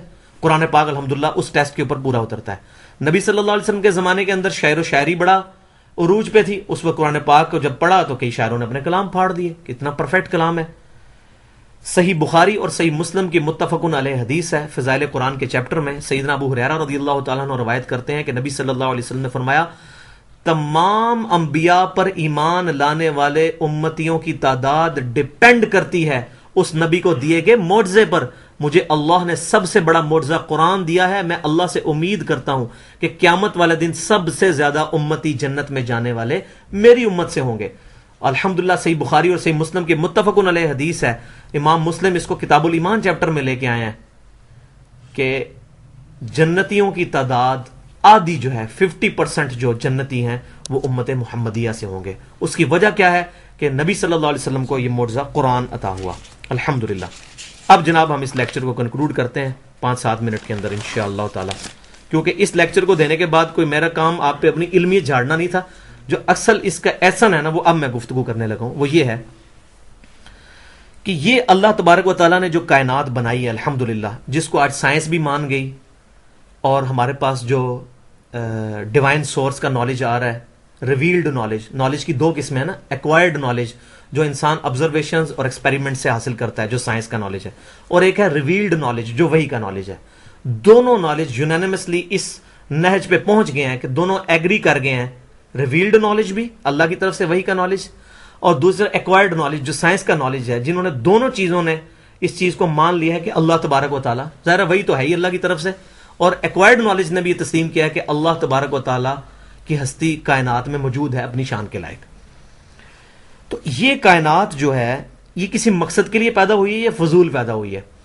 سورہ دخان کے اندر اللہ تبارک و تعالیٰ آیت نمبر 38 اور 39 میں ارشاد فرماتا ہے، بسم اللہ الرحمن الرحیم، وَمَا خَلَقْنَا السَّمَاوَاتِ وَالْأَرْضَ وَمَا بَيْنَهُمَا لَاعِبِينَ، بے شک زمین و آسمان اور ان کے درمیان جتنی مخلوقات ہیں یہ ہم نے فضول نہیں پیدا کی ہیں، ما خلقناہما الا بالحق، ان چیزوں کو ہم نے ساری چیزوں کو پرپس فل پیدا کیا ہے، ولیکن اکثرہم لا یعلمون، لیکن اکثر لوگ اس کی طرف علم نہیں رکھتے، توجہ نہیں دیتے کہ یہ تمام کی تمام چیزیں کسی مقصد کے تحت پیدا کی گئی ہیں۔ دیکھیں جی، ہر بندہ اپنی طرف سوچے، اپنے دل میں سوچے، مجھے اس سے کوئی غرض نہیں ہے سورج کا کیا مقصد ہے، چاند کا کیا مقصد ہے، پتوں کا کیا مقصد ہے، چھپکلی کا کیا مقصد ہے، شیر کا کیا مقصد ہے۔ میرے لیے سب سے امپورٹنٹ چیز یہ ہے کہ مجھے اللہ نے کس مقصد کے لیے پیدا کیا ہے۔ کیوں؟ جس ہستی نے مجھ سے پوچھے بغیر مجھے پیدا کر دیا، یار میں اتنا لاچار ہوں، مجھ سے پوچھے بغیر اس نے مجھے بنا دیا ہے۔ اگر میں نے اپنی زندگی کے اندر اپنی پیدائش کے مقصد کو نہ سمجھا تو وہ ہستی مجھے عذاب میں بھی گرفتار کر سکتی ہے، اور اس ہستی سے مجھے بچانے والا کوئی نہیں ہوگا۔ یہ ڈر جانا چاہیے، بڑا خوف آتا ہے کئی بار، اللہ نے پوچھے بغیر ہمیں بنا دیا، اور اللہ تبارک و تعالیٰ اسی چیز کی طرف قرآن پاک میں توجہ دلا رہا ہے۔ بسم اللہ الرحمن الرحیم، سورۃ المومنون آیت نمبر 115، افحسبتم انما خلقناکم عبثا، کیا تم گمان کرتے ہو ہم نے تمہیں فضول پیدا کیا ہے؟ یار تم کوئی کام فضول نہیں کرتے ہو، تو اللہ تو کامل ذات ہے، اس نے یہ فضول کام کیا ہے۔ وَأَنَّكُمْ إِلَيْنَا لَا تُرْجَعُونَ، اور کیا تمہیں لوٹ کر ہماری طرف نہیں آنا؟ مراد یہ ہے کہ بچوں تیار ہو جاؤ، تمہیں کسی مقصد کے لیے پیدا کیا گیا اور تم نے ہمارے پاس آنا ہے، پھر ہم تم سے حساب لیں گے۔ اور وہ مقصد، انسان سب سے سیریس کریشن ہے اس کائنات کی، یہ ساری کائنات انسان کی وجہ سے پیدا ہوئی ہے، اور اس حقیقت کو اللہ تعالیٰ نے قرآن پاک میں بیان فرمایا۔ سورہ ہود کی آیت نمبر 7 میں فرمایا، بسم اللہ الرحمن الرحیم، وَهُوَ الَّذِي خَلَقَ السَّمَاوَاتِ وَالْأَرْضَ فِي سِتَّةِ أَيَّامٍ، وہی ہے اللہ جس نے آسمان و زمین کو 6 دنوں میں پیدا کیا۔ وَكَانَ عَرْشُهُ عَلَى الْمَاءِ، اس وقت اس کا عرش پانی پر تھا۔ لِيَبْلُوَكُمْ أَيُّكُمْ أَحْسَنُ عَمَلًا، تاکہ وہ تمہیں جانچے کہ تم میں سے کون اچھے اعمال کرتا ہے۔ تو زمین و آسمان کی پیدائش کا مقصد یہ ہے کہ انسان کو جانچا جائے کہ ان میں سے اچھے اعمال کون کرتا ہے۔ انسان جو ہے یہ اللہ تبارک و تعالیٰ کی کریشن کا شاہکار ہے، سب سے سیریس کریشن جو ہے وہ انسان ہے، یہ ساری کائنات انسان کی وجہ سے بنی ہے۔ پھر اللہ تبارک و تعالیٰ نے فائنلی بالکل اس کو کہتے ہیں اریاں کر کے یہ چیز بتا دی کہ انسان کا مقصد کیا ہے۔ سورۃ الذاریات کی آیت نمبر 56 سے 58 تک، بسم اللہ الرحمن الرحیم، وما خلقت الجن والانس الا لیعبدون، میں نے جنوں اور انسانوں کو نہیں پیدا کیا مگر اس لیے کہ وہ میری ہی عبادت کریں۔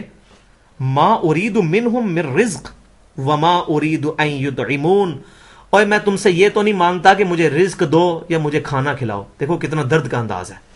لوگوں میں تم سے یہ نہیں مانگتا اے جنوں انسانوں کہ تم مجھے رزق دو یا مجھے کھانا کھلاؤ. ان اللہ هو الرزاق ذو القوۃ المتین. بے شک اللہ تعالیٰ تمہیں بھی رزق دیتا ہے اور وہ زوراور ہے, زبردست ہے. تو کتنے, جس کو کہتے ہیں نا کہ بچوں کے لیول کی ایگزامپل دی ہے. میں تم سے روٹی نہیں مانگتا کہ مجھے روٹی دو, یار میرا یہ ایک مقصد پورا کرو اور تمہارا ہی بھلا ہے اس کے اندر کہ تم میری عبادت کرو. اب اس عبادت کا پیٹرن بھی کوئی ہونا چاہیے. ہر بندہ اپنے طریقے سے عبادت شروع کر دے تو کوئی اس میں یونٹی نہیں آ سکتی, اور ہو سکتا ہے ہم عبادت کے ایسے طریقے اڈاپٹ کر لیں جو اللہ کو پسند نہ ہو. تو عبادت کے لیے اللہ تعالیٰ نے کائنات میں نمونہ بنا کر بھیجا انبیاء کرام علیہ السلام کو, الحمدللہ. اور یہ سلسلہ نبوت بالآخر امام اعظم, امام کائنات, سید الاولین والآخرین, سید الانبیاء والمرسلین, سیدنا محمد الرسول اللہ صلی اللہ علیہ وسلم پر مکمل ہوا. اور اللہ تعالیٰ نے ہدایت, کامل ہدایت کے ساتھ نبی صلی اللہ علیہ وسلم کو مبعوث فرمایا. اور اللہ تبارک و تعالیٰ نے اس آیت کو کافی دفعہ قرآن میں ریپیٹ کیا ہے. بسم اللہ الرحمن الرحیم, هو الذی ارسل رسولہ بالہدی ودین الحق لیظہرہ علی الدین کلہ. کہ اللہ ہی ہے وہ جس نے اپنے نبی صلی اللہ علیہ وسلم کو ہدایت اور دین حق کے ساتھ مبعوث فرمایا تاکہ اس کو تمام ادیان پر غالب کر دے. ولو کرہ المشرکون, چاہے جو مشرک ہیں اس کا برا منائیں. الحمدللہ امام اعظم سیدنا امام محمد رسول اللہ صلی اللہ علیہ وسلم کو اللہ تعالیٰ نے کائنات کے لوگوں کے لیے آئیڈیل بنایا. چنانچہ سورۃ الاحزاب کی 21 نمبر آیت میں اللہ تبارک و تعالیٰ ارشاد فرماتا ہے, بسم اللہ الرحمن الرحیم, لقد کان لکم فی رسول اللہ اسوۃ حسنہ. صرف رسول اللہ صلی اللہ علیہ وسلم کی زندگی میں بلا تحقیق بلا شبہ تمہارے لیے بہترین نمونہ ہے. لمن کان یرجو اللہ والیوم الآخر وذکر اللہ کثیرا. یہ اس کے لیے ہے جس کو یہ امید ہے کہ اس نے اللہ تعالیٰ کے سامنے جواب دہی کرنی ہے, اللہ کے ساتھ تو اس کی ملاقات ہونی ہے, اور اس کو آخرت پر یقین ہے اور وہ اللہ کو کثرت سے یاد کرتا ہے, اس کے لیے ہے. جس کو اکاؤنٹیبلٹی ٹو گاڈ کے اوپر ایمان نہیں ہے اس کے لیے نہیں ہے. اب ہمارے امام اعظم سیدنا محمد رسول اللہ صلی اللہ علیہ وسلم تو اس دنیا سے چلے گئے آج سے 1419 سال پہلے, لیکن الحمدللہ وہ اپنی وفات کے بعد اس امت میں 2 چیزیں ایسی چھوڑ کے گئے ہیں جس سے آج بھی ہم سیدنا محمد رسول اللہ صلی اللہ علیہ وسلم کی تعلیمات کے ذریعے اللہ کو حاصل کر سکتے ہیں. چنانچہ ہمارے شفیق نبی صلی اللہ علیہ وسلم نے, جو مومنوں کے لیے حریص علیکم بالمؤمنین رؤوف الرحیم ہے, آپ صلی اللہ علیہ وسلم کی صحیح حدیث ہے الموطا امام مالک کے کتاب القدر چیپٹر میں, اور المستدرک للحاکم میں سیدنا ابو ہریرہ رضی اللہ تعالیٰ عنہ سے کہ اللہ کے نبی صلی اللہ علیہ وسلم نے فرمایا کہ میں اپنے بعد تم میں 2 چیزیں ایسی چھوڑ کے جا رہا ہوں, ان کو مضبوطی سے پکڑ لینا, تم کبھی گمراہ نہیں ہوگے, گارنٹی ہے. ایک قرآن اور دوسری میری سنت, اور سنت وہ جو صحیح حدیث سے ڈرائیو ہو. تواتر تب مانیں گے جب صحیح حدیث سے سپورٹیو ہو, صحیح احادیث سے, صرف حدیث سے نہیں. الحمدللہ اس پہ میں نے پورا سا ایک لادہ سے لیکچر کیا ہے, اسلام کی ڈکشنری, تقریباً 1.25 گھنٹے کا, اس میں میں نے یہ ساری چیزیں بریف کی ہیں. تو نبی صلی اللہ علیہ وسلم نے اپنی وفات کے بعد اپنی امت کو کسی شخصیت کے حوالے نہیں کیا. آج جو ہم شخصیتیں پکڑ کے بیٹھے ہوئے ہیں, ہم فلاں امام کے ماننے والے ہیں, ہم فلاں امام کے ماننے والے ہیں, ہم فلاں امام صرف ایک, لا الہ الا اللہ, عبادت صرف ایک اللہ کی, محمد رسول اللہ صلی اللہ علیہ وسلم. محمد صلی اللہ علیہ وسلم ہمارے آئیڈیل, وہ ہمارے امام. اس کے بعد ہم کسی کو اپنا امام مطلق نہیں مانتے. محمد صلی اللہ علیہ وسلم کی بات جو ہم تک پہنچائے گا وہ ہمارے سر کا تاج ہے. محدثین کو جو ہم کہتے ہیں امام بخاری, امام مسلم, اس لیے کہ انہوں نے ہمارے نبی کی بات ہم تک پہنچائی ہے, اپنی ان کی کوئی نہیں ہے. تو ہمارے امام اعظم ہیں سیدنا محمد رسول اللہ صلی اللہ علیہ وآلہ وسلم. انہوں نے اپنی وفات کے بعد ہمیں وحی کے حوالے کیا ہے, قرآن اور سنت کے, شخصیات کے حوالے نہیں کیا. کیوں؟ اگر ہمیں سیدنا ابوبکر صدیق کے حوالے کرتے 2 سال بعد وہ فوت ہو گئے, سیدنا عمر کے حوالے کرتے 13 سال کے بعد وہ فوت ہو گئے, سیدنا عثمان کے حوالے کرتے 24 سال کے بعد 25 سال کے بعد وہ فوت ہو گئے, سیدنا علی کے حوالے کرتے تو 30 سال کے بعد وہ بھی فوت ہو گئے. تو اس وقت تو کوئی صحابی نہیں ہے, آخری صحابی 110 ہجری میں فوت ہو گئے. تو اب ہمارے پاس وہی قرآن ہے جو سیدنا ابوبکر صدیق سنتے تھے تو ان کی آنکھوں سے آنسو جاری ہوتے تھے, جس کو سن کے عیسائیوں نے اسلام قبول کیا, یہودیوں نے کیا. آج بھی الحمدللہ قرآن کا معجزہ سامنے ہے کہ قرآن پاک خود اس دین کی حفاظت کر رہا ہے. اس کے ذریعے اللہ تبارک و تعالیٰ نے پوری دنیا میں اسلام کو پھیلایا. اللہ سے دعا ہے کہ جو کچھ میں نے بیان کیا اس میں کوئی غلطی کوتاہی ہے تو آپ کے ذہنوں سے محو کر دے، اور جو میں نے حق بیان کیا اس کو یاد رکھ کے دوسرے بھائیوں تک پہنچانے کی توفیق عطا فرمائے۔ آخر میں جامع ترمذی کی صحیح حدیث، سیدنا ابو ہریرہ رضی اللہ تعالیٰ عنہ روایت کرتے ہیں جامع ترمذی کے ابواب الدعوات چیپٹر میں کہ نبی صلی اللہ علیہ وسلم نے فرمایا کہ جو لوگ کسی مجلس میں حاضر ہوتے ہیں اور بغیر ذکر و درود منتشر ہو جاتے ہیں، قیامت والے دن انہیں اپنی اس مجلس پر حسرت ہوگی۔ اب اللہ کی مرضی چاہے انہیں بخش دے، اللہ کی مرضی قیامت والے دن انہیں عذاب دے۔ اور یہی حدیث مسند امام احمد میں موجود ہے، اور اس میں اضافی ورڈکس بھی نبی صلی اللہ علیہ وسلم کے موجود ہیں کہ ایسے لوگ اگر قیامت والے دن جنت میں داخل ہو بھی گئے تو جنت میں بھی انہیں حسرت ہوگی کہ جس مجلس میں انہوں نے ذکر و درود نہیں کیا تھا۔ تو ہم ہر مجلس کے اینڈ پہ ذکر و درود کرتے ہیں، اور وہ سب سے بیسٹ ذکر جو صحیح بخاری، صحیح مسلم اور پوری صحیح ستہ میں موجود ہے، سیدنا عبداللہ بن مسعود رضی اللہ تعالیٰ عنہ کہتے ہیں کہ اللہ کے نبی صلی اللہ علیہ وسلم یہ ذکر ہمیں اس طرح سکھایا کرتے تھے جیسے قرآن کی آیات، اور اللہ کے نبی صلی اللہ علیہ وسلم نے مجھے یہ ذکر اس طرح سکھایا کہ آپ صلی اللہ علیہ وسلم کے دونوں ہاتھوں کے درمیان میرا ہاتھ تھا۔ تو وہ ہم ذکر کر لیتے ہیں۔ بسم اللہ الرحمن الرحیم۔ التحیات للہ والصلوات والطیبات، السلام علیک ایھا النبی ورحمۃ اللہ وبرکاتہ، السلام علینا وعلی عباد اللہ الصالحین، اشہد ان لا الہ الا اللہ واشہد ان محمدا عبدہ ورسولہ، اللہم صل علی محمد وعلی آل محمد كما صليت على إبراهيم وعلى آل إبراهيم إنك حميد مجيد، اللهم بارك على محمد وعلى آل محمد كما باركت على إبراهيم وعلى آل إبراهيم إنك حميد مجيد۔ اور آخر میں ہم وہی دعا کرتے ہیں جو اصحاب کہف نے کی تھی، جو صحابی بھی نہیں تھے، تابعین میں سے تھے سیدنا عیسیٰ علیہ السلام کے، لیکن اللہ تعالیٰ نے قرآن میں ان کا ذکر کیا اور ان کو ہدایت تک پہنچایا کہ ربنا آتنا من لدنک رحمہ وہیئ لنا من امرنا رشدا، اے رب ہمیں اپنے پاس سے رحمت عطا فرما اور ہمارے ہر کام میں تو ہمارا مرشد بن جا، آمین۔ وما علینا الا البلاغ المبین۔